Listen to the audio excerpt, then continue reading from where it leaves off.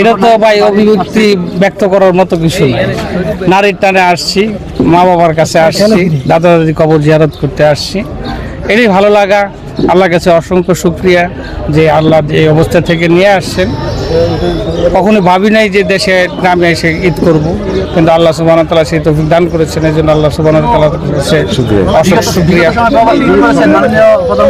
হ্যাঁ, আমি দীর্ঘ গত রমজান ঈদ পর্যন্ত আমি করেছি, বাট আজকে আমি আসছি, আমাকে অবশ্যই খারাপ লাগছে যে ওর সাথে দীর্ঘ 17-18 বছর একসাথে ঈদ করতাম। তো ইনশাল্লাহ আগামীকালকে চলে যাচ্ছি।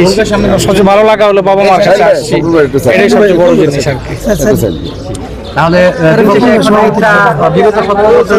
হ্যাঁ, এটা অবশ্যই আমার শৈশবে ফিরে গেছি।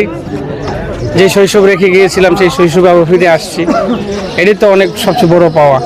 আপনাদের সকলের প্রধানমন্ত্রী আস্থাভাজন হিসাবে আপনি দেশবাসীর প্রতি কি একটা বার্তা দিবেন, মেসেজ দিবেন একটু?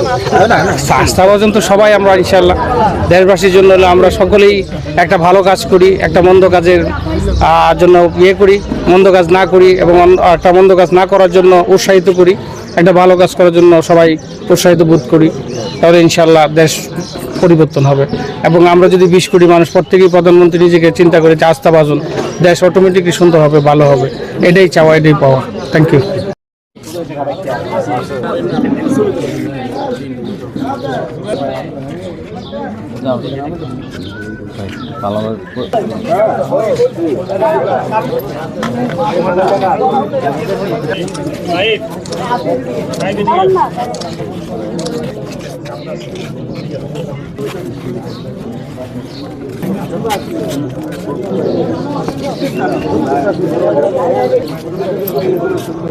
তুমি থাকবা না বাড়ি যাবে?